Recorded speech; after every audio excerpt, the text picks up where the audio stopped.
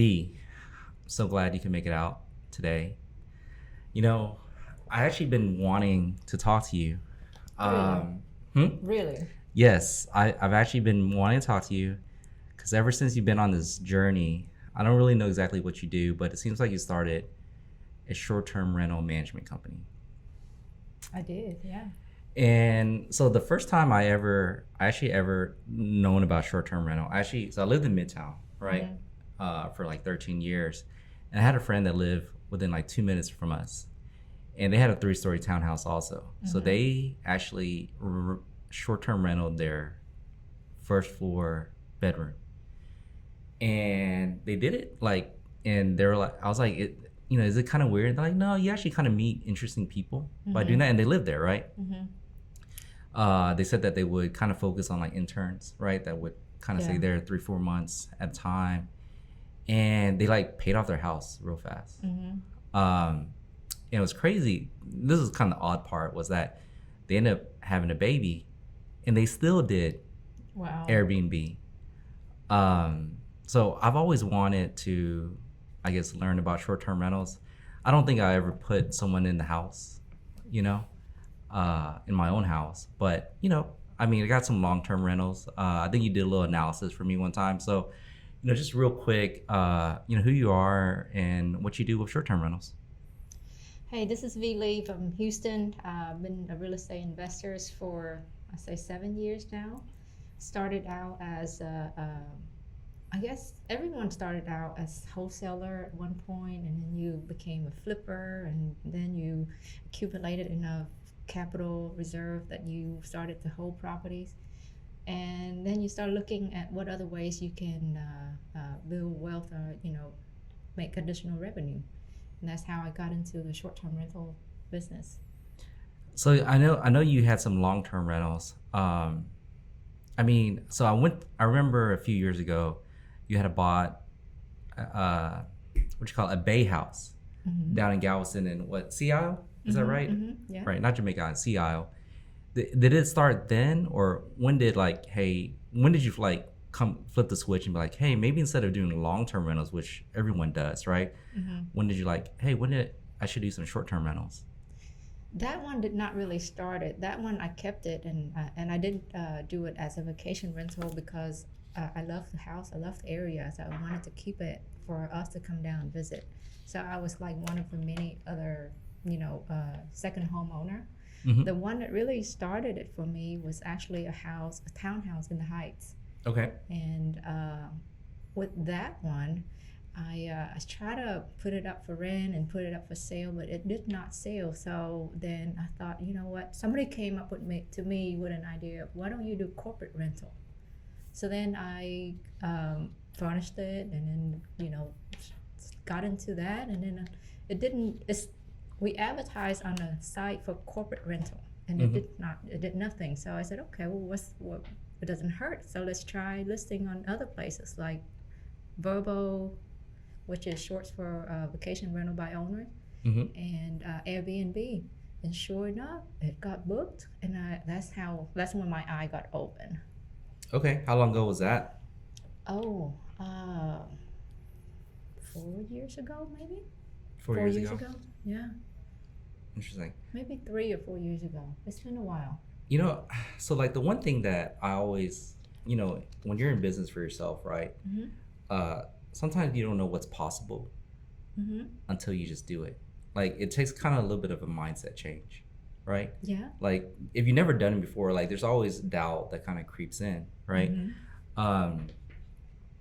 So I guess in this situation, someone just kind of like, hey, kind of open your mind, or kind of open that avenue for you to kind of go that corporate rental route. I guess the other one's like, how long has like Airbnb? That's, I feel like, is the most. I know you talk about VRBO, which I've actually booked VRBO like way before I think the existence of Airbnb, like for cabins, snowboarding and stuff like that. Yeah. But I feel like Airbnb was a little bit more recently. Well, so I guess I don't claim to know it all, and I may misspeak the little minor detail here and there, but this industry of short-term rentals has been out for years. We can agree to that, Right. right? And back then they were doing more like Excel advertising on like Craigslist and maybe some newspapers and stuff. And then VRBO came along, and they started to appeal to the homeowners. Airbnb, I believe, came in afterwards. But their concept, they started off as some college kid and wanting to share his room or I think he's out of San Francisco. Mm-hmm. And the concept just took off, and it's started to bring more awareness to this short-term rental industry. Right. And if we talk to a normal consumer down the street, most people would call it Airbnb. Right. And me now being a professional, I've always tried to correct them and really explain what short-term rental means and what Airbnb means. Mm-hmm. You know, I just, for me, it's short-term rental. Right. Yeah. Yeah. It almost seems like it's synonymous now, like Band-Aid and I guess Band-Aid, right? Yeah, Coke, Or- Band-Aid, right. Kleenex. Yeah. Right before we were talking about this was that, I used to travel for work, and I stayed in a hotel quite a bit, right? Like, I think at one point I had like 3-4 million Hilton points. Yeah. And, when I first kind of heard about Airbnb, people were like, hey, you could try Airbnb when you travel. I'm like, no, thank you. I enjoy my fresh towels when I want it, and, valet and all that stuff, or, right on the beach if I want to stay on the beach vacation. And people were encouraging, like, hey, we could book an Airbnb. And I'm like, no, that's okay. I'd rather just stay at a hotel. But I guess the transition though is not really necessary just for vacation anymore, right? Like, I feel like short-term rentals, there's people do it for work, or people just want to get like almost like a staycation in some instances also. Or is it just mostly for vacations? Because I feel like I've seen some Airbnb that I don't think anybody wants to have a vacation in that particular location.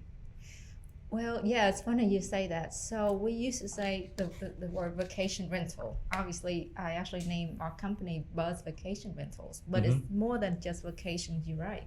It's more like short-term rentals. And there's people that come visit their family. They may, bring kids, and they may have, maybe a couple family that go together. Right. So they don't necessarily want to stay in a hotel or get cooped up in a hotel room. So they do, enjoy the roominess of a home. And if you think about it, 3-bedroom home probably is way more economical than a 3 hotel room, and you get more for your bucks, right? Right. Sure. I mean, absolutely. Yeah, so it's crazy that I used to think that way too. Like, okay, vacation rental, short-term rental, maybe just people on vacation. But now, especially after COVID, there's a new trend. Like, people just, we did a research and to see where most traveler would come to stay at our homes in Houston.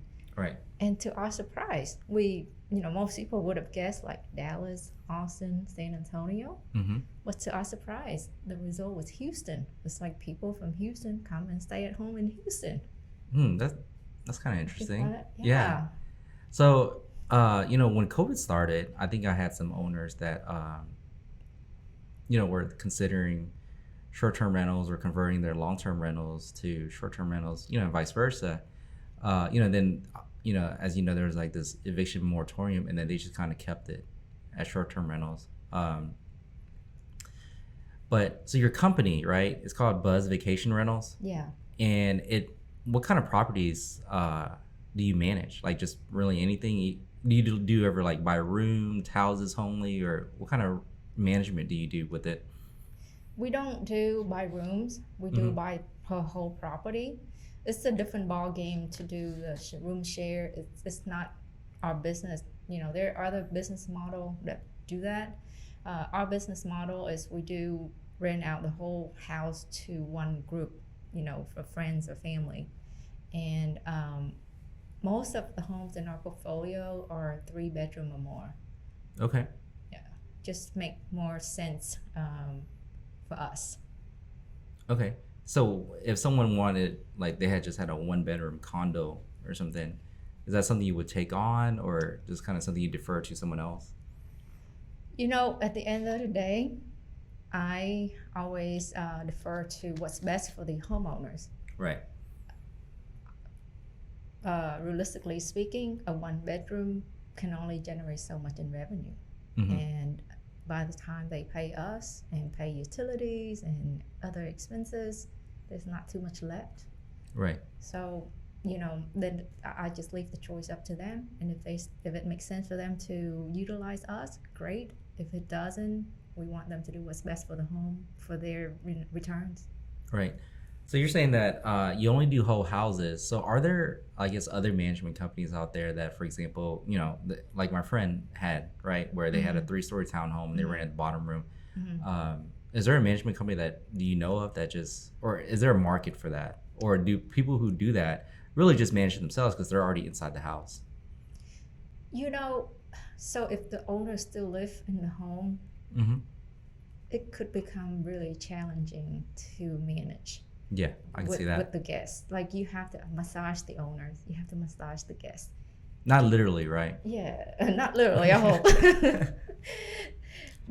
But I could see just potential nightmares. Now, there are business model that will rent room by room. And I think they may do it on a weekly basis, not a nightly basis. So there are those company. I can't think of one right now, but I've talked to them. They seem to have good concept. Right. Yeah. So one of the things that I guess a huge difference. So, as you know, we do long-term rentals here at Property Care. And rent prices are very static. I mean, it may go up, a few percentages a year, every year or something like that. But it's not ever anything significant.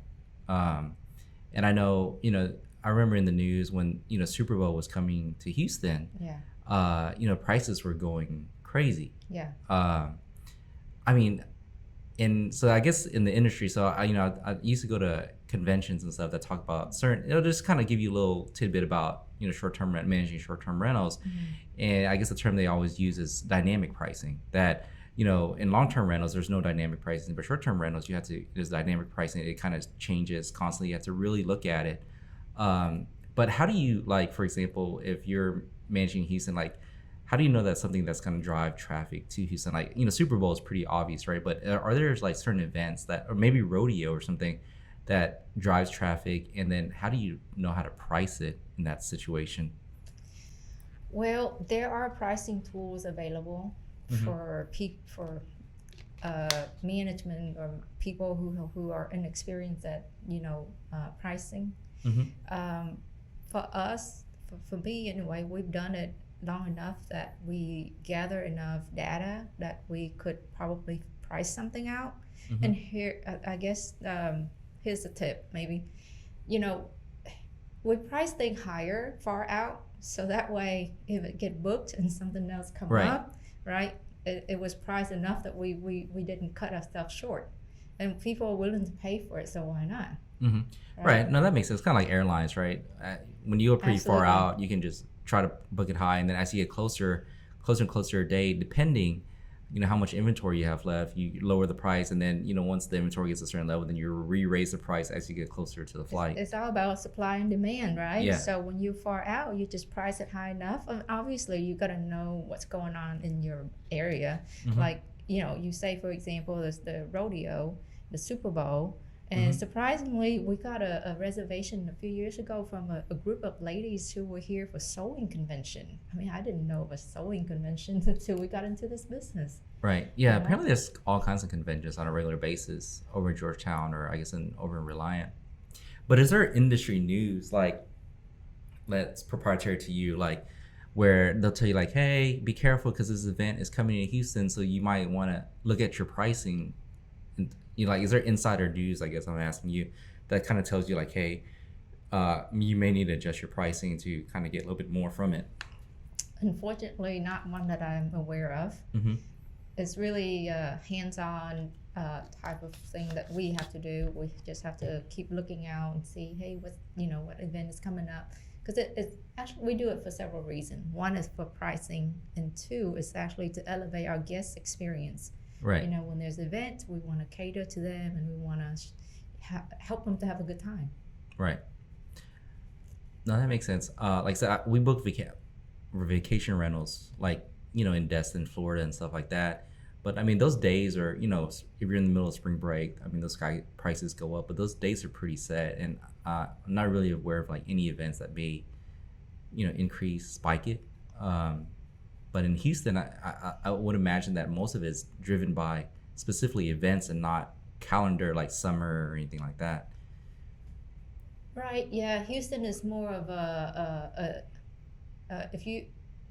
there's some destination, locations like Galveston, Destin, Miami, or Vail, for example. So they have seasonality. Right. Houston doesn't really have too much of seasonality. You're right. It's event basis, and then you have those other areas that just steady. Mm-hmm. With like people coming for work, coming to visit family, or their house just maybe under construction. Right. Yeah. We actually got a huge spike during a hurricane, and not that we wish ill on anybody, but the evacuees need a place to stay. People that have their home damaged from the storm, they need a place to stay, and hotels not ideal for months. Right. So if someone like was thinking about it, Mm-hmm. right? Like, hey, I got this property, want to do some short-term rentals. What has been like the most challenging, thing for you to kind of, one, get started, right? And then just challenging overall in general, like, like after you get started. For the homeowners? Yeah, for the homeowners. For the homeowners, I think the biggest challenge for them, I think, if they already come to the right property, Mm-hmm. then the biggest challenge obviously is the upfront cost. Right. I mean, you just mentioned the right property. What makes a right property and a wrong property then? The right property is the one that's generating enough revenue. Okay. That's all it is in my definitions. Okay, actually, sorry. There's two things that makes the right property. Right. One is that the short-term rental is allowed at Okay. that property, and the second thing is it makes incomes. It makes money sense. So Right. those are the only two things that make a property the right property, in my opinion. Is the whole being allowed at a property, is that a big issue? It was huge. I spoke with a friend the other day that rented out his home in the Galleria area, Mm-hmm. and was shut down by the city. Really? Yes, and that The was city, not even like the HOA. city. The city. It's The like c- city of Houston. the city of Houston, and Okay. that Because I've only heard like HOA issues that kind of risen from it, but I've never heard of the city actually coming in and saying like, no, you're not allowed to.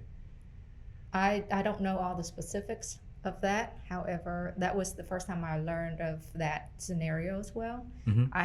I had one that was shut down by the HOA, and after further research, we actually in a lawsuit with them right now. Because that is the property right, the owner's property right to rent, to do what they see fit Mm-hmm. with their home. So Yeah, actually, I had a friend that he had a house. I guess he had this like little tiny house in his backyard. He kind of lived out a little bit further out in Houston,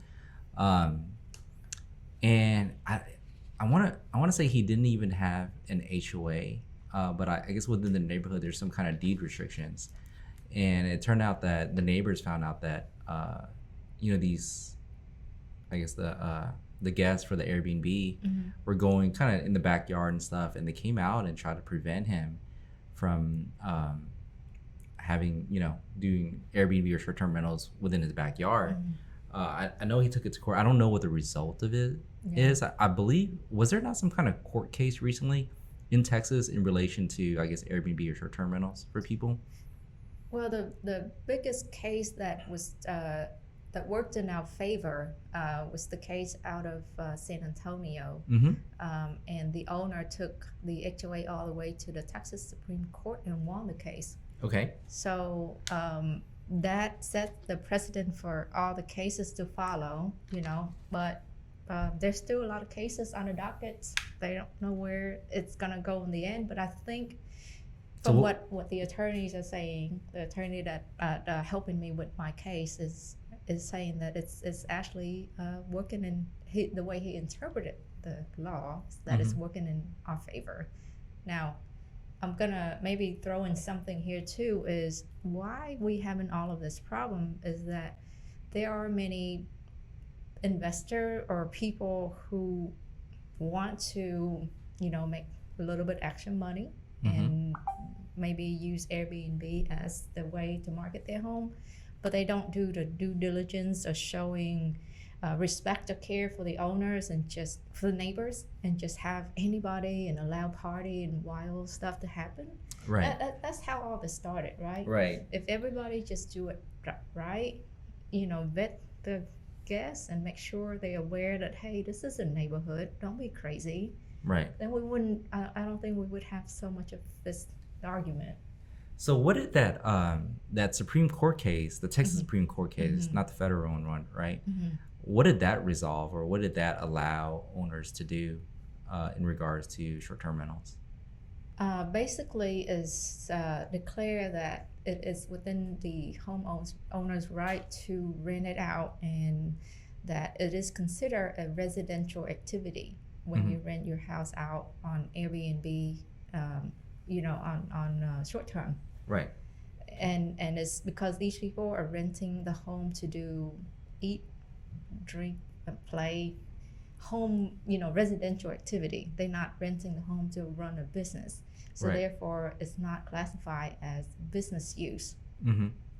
So the HOA can go by restricting it by having clause like no rent terms of less than X days to minimize the short-term rental. But the phrase of business use is no longer, it's too vague Right. to be determined as, like Airbnb is not a business use, or short-term rental is not a business use. Right. Yeah. It's funny because I actually have a client right now that was really thinking about it, and reading some of the HOA bylaws that it says that there's no or business use or commercial, only residential use. Right.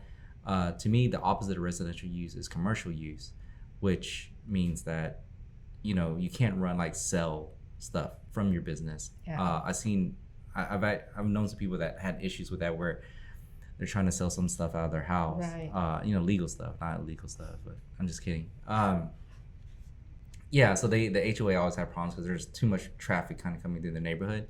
But yeah, I've always, to me, my opinion is that, Airbnb, it is ultimately residential use. People are literally going there to spend the night, sleep, and stuff like that, and rest. Right. So I guess there's a lot of cases, as you were saying, that's just kind of eventually everything's going to get hashed out. I hope so. Again, I really think it's just really caused by, a few annoyance guests or guests that did not respect the neighbors, and then it escalated to something bigger. Right. But if everyone just put in an effort to do it right in the first place, then maybe some of this will go away.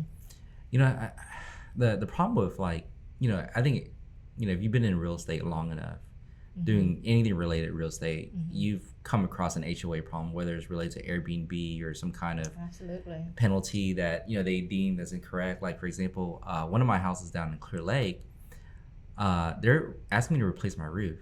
Yeah. And it's never leaked, ever. So, and it seems like some of the top part has kind of weathered a little bit, where you kind of see the metallic material underneath it. Yeah. And they've sent me 3 letters to replace the roof, and I'm just to replace the roof, for houses, we're gonna like at least 6,000, 7,000 for somewhere. about a 1,800 square foot house, right? So I think I really don't know where we're at with it. I think I gave them a response, but they haven't responded to my response yet. But I mean, I have no intentions of replacing my roof, and it's almost very I don't know what the term is, but they're very predatory, I guess you could say. Asking me to replace my roof that one I've never had a problem with, like, at all. Now if it was leaking, obviously I think there's probably an opportunity for me to replace it, so I don't have to deal with the other like sheetrock repairs and stuff related to, but it's never leaked at all. So Well, Jerry, I think if we get started on the HOA, that's like 2 more days of conversations. right. Yeah, I do feel like they target investors for some reason. Because every time we buy a new house, like, the homeowners live there for years, right? But the minute we close on it, we get a letter from the HOA. Like, Yeah. So last story about the HOA. I just had a client close. So the title lady was closing, signing all the documents, and she's on the board of the HOA. And we're telling our clients like, hey, anything on the outside, you better get it approved.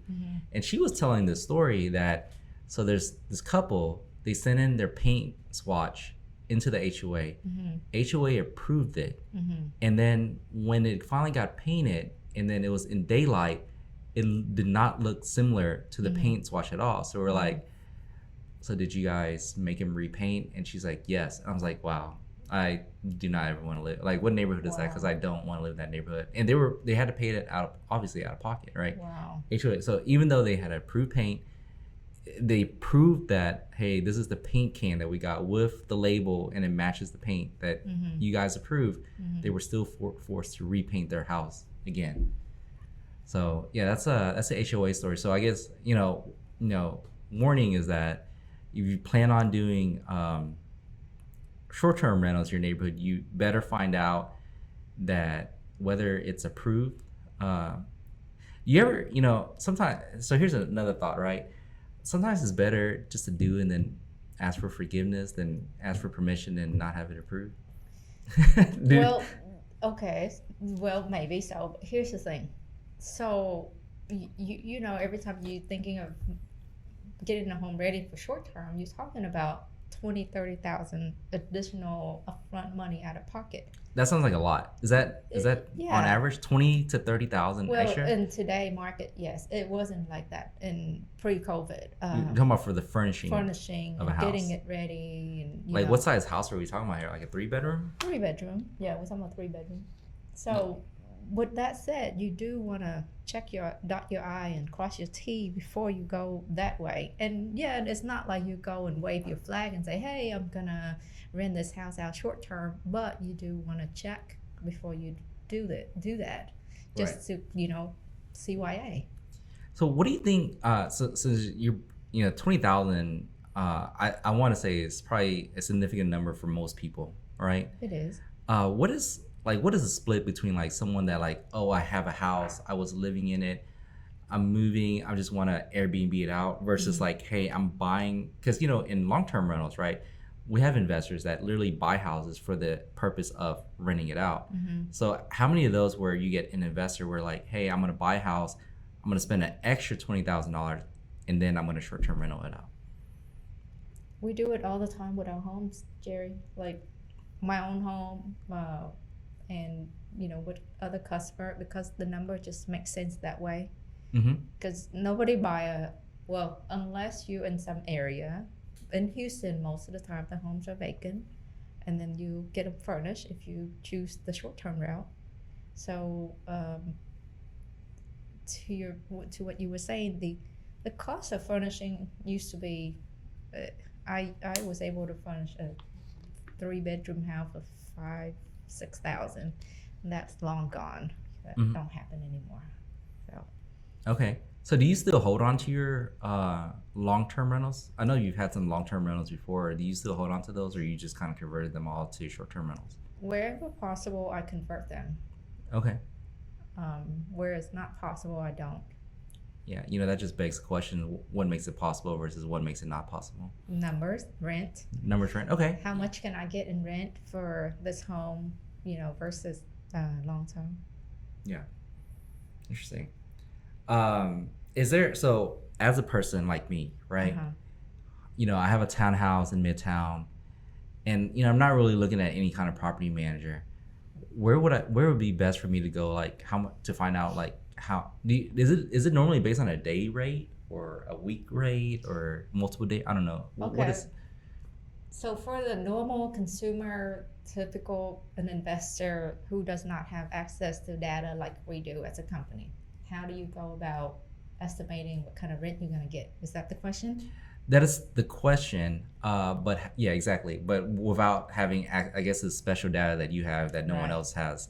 I mean, is there like a special license for to be, I guess, to get that data? I mean, like, for instance, like, you gotta get your realtor license to look at, rental leasing data. There's no license. Anybody can go on airdna.co, airdna.co, Air DNA, like yeah, dog.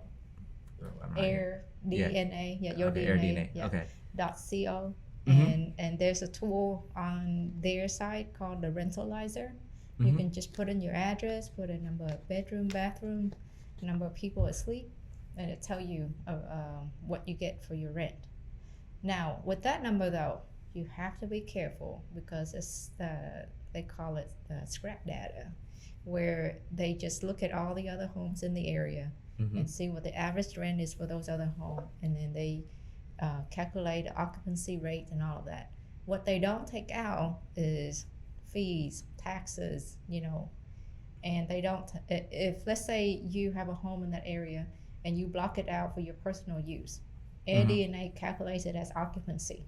So that's where it gets screwed up a little bit, and that's where Right. experience matters. So that's the easiest way to figure out how much you're gonna get for your rent a month or a year free. Right. So what are so, like, okay, I have for example, like I said, I have a house in Midtown. Mm-hmm. Now I just found out to furnish this house is gonna cost me $20,000 that I don't have. Okay. And that, what other expenses? Like, I can't imagine, you got to provide internet, I would imagine, right? Or cable TV or washer dryer. Is that even normal to provide washer dryer? Just Yeah, please. the house gotta be fully furnished, just like you would be living there. Mm-hmm. So yes, so you gotta have refrigerator, washer, dryer, toaster, coffee maker, Mm-hmm. different kind of cups, wine glass, beer mug, maybe, Right. uh, everything. So we do factor all of that into the furnishing cost. Okay. And generally, we estimate about 3 to 5 thousand per area, Mm-hmm. like per major area. So like bedroom is an area, family room is an area, kitchen is an area. Right. So if someone's more efficient and a thrift shopper, they may be able to get it on the low end, and but for nicer home that we expect to get higher revenue, we do go with the higher end stuff. Okay. What about like cable TV, internet? Is that normally just kind of included in part of the package? You do have to supply utility and internet. Mm-hmm. We don't do cable TV. We have smart TVs, Okay. so we don't have cable TV, and that's a preference. We haven't had any issue with no cable TV. Yeah. So yeah, so on and on, that probably add $500 on an average per month to your expense. 500. Yeah, with internet, utility, yard. Oh yeah. You got Don't even think yard. about the yard. Right. The pest control that you do with long term anyway, right? Your routine pest control. Yeah. So that's equal there. So yeah, so yard, and if you have a pool or a hot tub, you got those monthly expenses. Yeah. And those are the only, expenses that we have over more than what you would have in the long term rental. As we're talking, like, I just thought of this business idea, Okay. right? Just imagine, like restaurants, right? Uh-huh. Most restaurants do linen service, Right. so they don't wash and dry or fold their own linens anymore, like tablecloths and stuff. Like, is there a service out there, like, when you turn over property, like, here's my sheets and blankets, and then they just It's give you a funny new that you set. say that. So there is, just not here in Houston. Mm-hmm. So maybe you can open a business of that here. Yeah. It's a very profitable business from the other people that I've talked to in other city states. I couldn't find one here in Houston. Right. Like like you keep everything all white, like towels and pillow covers and stuff, and you don't reuse those, do you? Reuse? What do you mean? Like towel. I mean, like, or you just kind of tuck in the bed, or Oh you? no, we have to wash everything. Get washed after each guest. There is a turnover clean, and that checklist is extensive. Yeah. Everything needs to be washed. No, that's just too gross. Yeah, I would imagine it's kind of gross, but I'm willing to bet there's someone out there that does that though, and they're probably Well, okay, so hotel, right? They have the comforter insert, right? right. That is not required to be Right, washed sure. every time. Everything else, the cover and all The that. duvet has to be yeah, washed. yeah, Mhm. those have to be washed.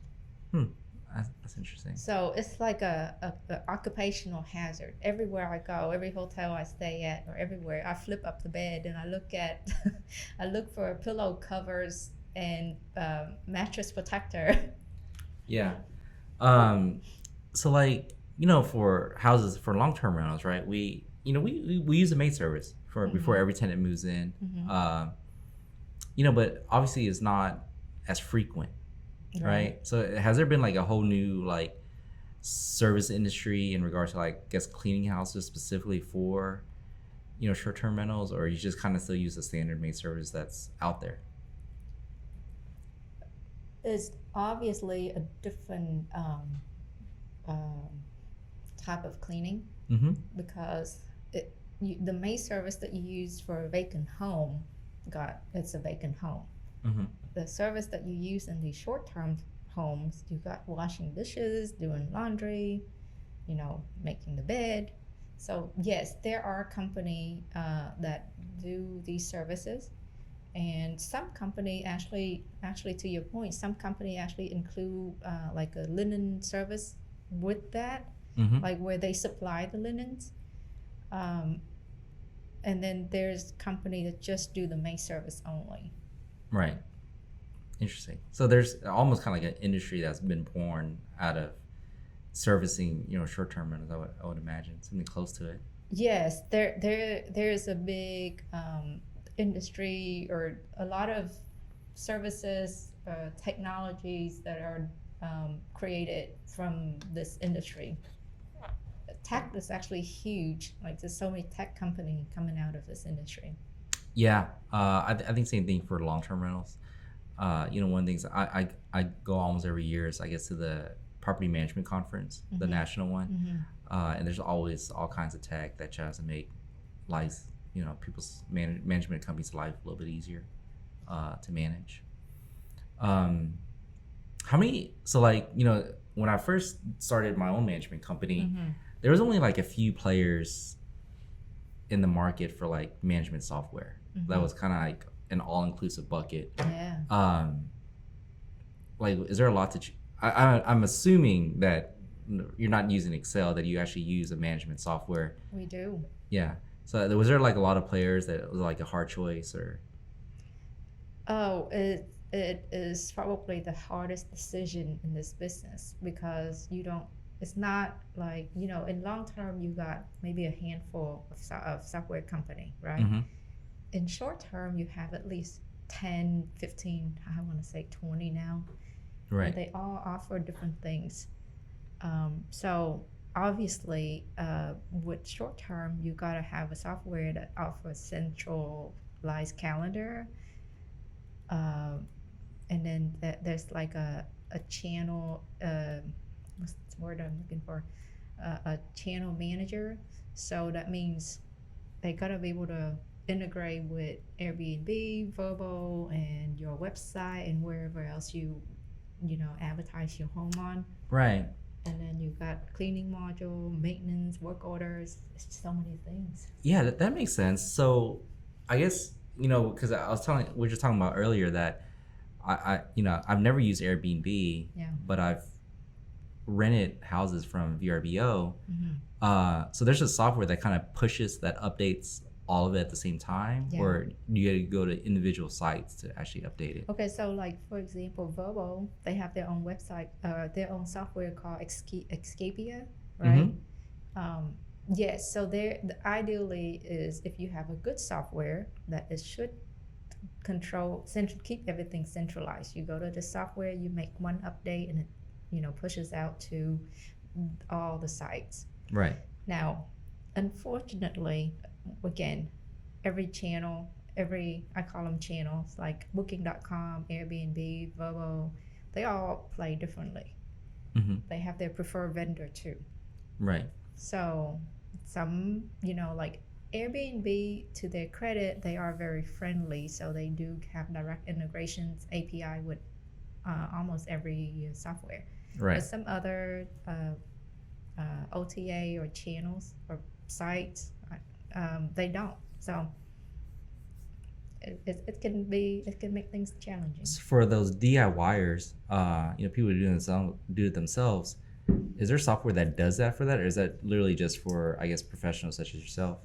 I think anyone, if they're willing to pay the price, they probably can have access. Now, a lot of these software, though, they require you to have an X number of properties. So right. If you got one, it may not make sense for you to pay thousands of dollars to get a software. So at that point, if you have one, I mean, I think you should be able to manage it yourself. Right. Don't you think? Yeah, I mean, I would think so. What I'm thinking about, right, is like, I wonder if this industry, right, which is fairly new, would it move towards being licensed? Similar like, I think wholesaling, for example, right, is moving towards being like, hey, you have to have a realtor license in order to be able to, buy property, or offer, I guess, equitable interest is what they call it now, right? So I wonder in Airbnb, is it going to get to the point where, for some kind of regulation where, hey, you're going to have obtain some kind of license in order to do this? Well, I think some states do require license. And I think, so here's the craziest thing. I call the Jack, hotline, say, hey, so I'm running Airbnb or short-term rental. Do I need to be a broker? And guess what the answer was? What? We don't know. It's a gray area. But according to the laws, right, of licensing, right, is as long as you collect rent for somebody, you're supposed to be a broker. Right. Isn't that right? So it's a gray area. However, some other states already require licensing for it. I think at some point, I think, yeah, somebody's gonna step in and want to make it more clear. Yeah, that's interesting. So in the other states that you're aware of, is it just related to the real estate license, or are they carving out their whole licensing industry, related to short-term rentals, or just they're trying to bucket it all with being a realtor? Not that I'm aware of a separate license. However, there are cities that require permits to have your home short-term. So, and that's entirely different than having a real estate license. Yeah. Yeah. I always find that permits, even in long-term rentals here in Houston, or I guess Sugarland, right, where they require permits. Yeah. It's literally almost like just so they can collect a little bit extra money. Absolutely. It's all about the revenue, right? Yeah. So, I mean, I have friends in Houston that are very successful at, co-hosting or helping other people with Airbnb, managing their Airbnb that are not licensed. Yeah. I'm not going to snitch on anybody here, but. Right. So, if you're an owner, right, owner of a property, got a property, and like, hey, maybe I want to do short-term rentals. Yeah. What is like the first step that they got to take to even take the kind of jump into it? Are you talking about someone who already have a home? Right. Like, I'm moving out. I got a property that I want to rent out. I don't know if I want to do short term or long term. Maybe short term, but I don't know anything about it. So like, what should I do? Oh, this should call Bus Vacation Rentals. Just call Buzz. Okay, was it buzzvacationrentals.com? That's right. Yes. No, we're happy to take a look at the home to see if it's the, well, first thing is get the HOA docs, deed restrictions, and see if it's possible. Mhm. And then look at the numbers, see, okay, if I was going to do a short term, for me, it's the numbers, but for some other people, it could be something else. It could be, well, I'm gonna move, but I still want to have the ability to come and stay here for a week or two, maybe a month when I'm in town. Then maybe there's other incentive to keeping it short term. Right. But because I'm an investor, so for me, it's all numbers. Yeah. Yeah. In relation to HOAs, like, once you win, and this is kind of just thinking about something else, but like, is there any, like, other than having the ability to rent out your house via short term, right? Mm-hmm. Do you get any kind of like from these court cases, you get any kind of financial benefit, like from a penalty standpoint? Like, because HOAs, right? Like, when you get if you're a homeowner or a landlord, you get a legal letter from HOA, it kind of scares people a little bit, just because like you have this large corporation. It's not the HOA, but it's the management company for the HOA that's sending you this letter. So it's from a larger corporation sending you this legal letter that's making some kind of demands, and most people just kind of comply. And if you don't, then you, in some ways, get harassed by the management company, and then you may get taken to court. Yeah. But if you were to fight back, other than having the ability to do what you want, is there usually any kind of financial benefit? I only ask because one of the things that's coming out quite a bit right now is like litigation finance, where private investors are investing in certain court cases where people are litigating against larger corporations to kind of put some money behind the small guy in order to fight the bigger company. I haven't heard of any in that sense, Jerry. No. But I wouldn't be surprised. Now, here's my other thought on that is, what if you find a way to become the manager for that HOA, the management company, right? Right. So then you would just be writing a letter to your own property. Well, usually for the management company, but remember that the board, so people always get confused, right? There's the HOA, which is run by, the board. Right. The board actually goes out and agrees and hires a management company, and then based on a set of guidelines that the board provides the management company, they're the ones that kind of run the HOA that was hired by the board. Well, so yes, so I had a property that was rented out short term, right? And the member of the board did not condone or did not agree with what we were doing with the home, so they actually were harassing our tenants, guest tenants. They came knock on the door every time. So yeah, I see your point. I mean, I hear you about this HOA thing, but it is what it is. Right, sure. But it's such an item that has to be taken in serious consideration, because to your point, you can spend $20,000-$30,000 on furniture, and then HOA comes knocking, and it's game over, and you got $20,000-$30,000 of expenses that you incurred. Now, I'm not an attorney, but I was told, just like you said earlier, the right. HOA. We're not providing any legal advice here. Right. The HOA can write you letters, and you can choose to comply or you can choose to ignore. Right. They don't have any legal grounds, or they don't have any repercussion until they take you to court. And when you go to court, it's a fair game. Right.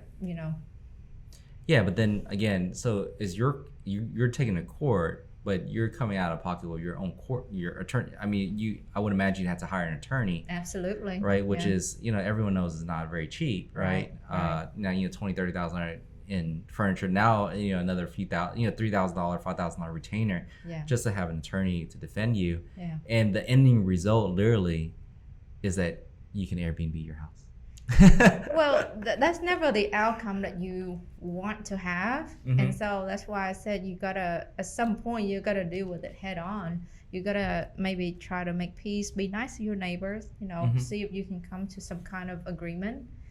And if it doesn't get anywhere, then obviously your last resort is to hatch it out in court. But Right. always want to work it out first. Okay, so I have a property. Thinking about short-term rentals, get the HOA bylaws and read it. Maybe even get someone that you're not legal. It's Yeah. very written, legalized, Yeah. legalese, right? Yeah. To really vet it out Yeah. and make sure that you're able to do short-term rentals within your property. And step 2 is go to buzzvacationrentals.com and put in your information so you can get analysis on Right. whether or not it makes sense. Because it sounds like there's, if someone would have told me that you're going to incur about $500 in monthly expenses, Yeah. Whether it's occupied or not, like that just sounds like a lot. And that's not even including like property tax and stuff like that, right? Well, taxes, premium interest, insurance taxes, those are the Okay, same, right? so within your $500 number that you talked about no, earlier. no, those are okay. Sorry, let me clarify that. Mhm. So when you buy an investment home to rent, Yeah, you will have premium, interest, tax, and insurance that you pay, absolutely. regardless. If you carry a note, right, you got Uh-huh. premium and interest. If you don't have a note, then it's tax and insurance. Right. Okay, so that's the same across the board. The additional expenses that you will incur for short term would be utility, Right. internet, yard maintenance. Mm-hmm. Those are the main expenses that I can think of right now. Right. So what do those like come out? I would imagine if you get yard work done once a week, we're talking about like $120. That's my $500. So that's your $500. So Yes. So it's really $500 on top of your variable cost related to principal, interest, in taxes. Right. Okay, The so it's five- $500 on top. Right. Yeah. So definitely they were considering. They probably talked to Vee at Buzz Vacation Rentals because that seems like a big number. It is, and I mean, we it's the cost have- of doing business. Right, and okay, so let's say you pay 500 more, right? Mhm. But if you can get 1,000 more, even after you pay 500, it's worth doing it, Yeah. No, for sure. right? So, For sure. yeah, so that's, But you got to be able to you have to have all the information in order to run your analysis, because if you were me, I'm like, oh, I'm making so much more than long-term rentals, and then completely forgetting the internet costs. Like, I don't do yard work. I do my Yeah. own yard. Like, I don't even have a lawnmower person. So there are costs that you may not consider that you probably should be considering in your analysis. But with all that said, right? With all that said, I know a lot of people that has done short-term rentals and have found it extremely lucrative, though, which is kind of So this is not to scare anybody. It's just I just know a lot of people that, I mean, obviously you have found it lucrative, and I know a lot of other people have found it lucrative also. if it's done properly, yes, it will be. It can be very lucrative, and if you do it like a business, don't think of it short term. Don't rent out to a party bus because you want to make that $500 rent for that night. Right. So just treat it like a long-term business and do it right. Yeah. Do you ever deny people? Absolutely. Okay. Absolutely. So you kind of run through the whole screening process as if you do like long-term rentals, right? I would imagine. Oh, we have a very vigorous process of screening people. It's way more vigorous than the long-term. I mean, I don't know about that, so. Well, we're not looking at income or anything like that, right? Yeah. Obviously, but we do a background check from us anyway. We do background check. We do verification, just so that we make sure the people who have access to our home are people we okay with having Right. access to our homes. Okay. Well, that's all I had for you. Again, I guess That's it, Jerry. Yeah. I mean, it sounds like like I said, I've been very interested in it. Yeah. You know, obviously, you know, we had talked. You had done an analysis on my townhouse, and Yeah. uh, you know, you told me objectively that you know it almost kind of equated to the same Right. with long-term rental. So Right. we didn't go forward with that one. Yeah. And I have a condo over here in Spring Branch that I was sometimes considering, but just haven't really. Again, you know, been doing something for so long, and now you want to do something different. You gotta kind of change your mindset just a little bit in order to kind of get you over that hump in order to be able to do it. Well, you know, I like for someone to prove me wrong, but I have not found a 2 bedroom, 2 bath to be making financial sense Mm-hmm. for the homeowners, you know, to go short term. Right. But I would love for someone to prove me wrong, you know. So for us, the bread and butter is 3 bedroom and up. All right. Yeah. Okay. Like I said, you know, I sent a few people to you. You know, Thank you. that Yeah. you know, like I actually run the analysis of certain potential clients that we get to that you know Yeah. if they're on the fence, and I just kind of send them your way. But again, thanks again. V with BuzzVacationRentals.com. Hey, thank you for having me here. All right. Thank you for coming.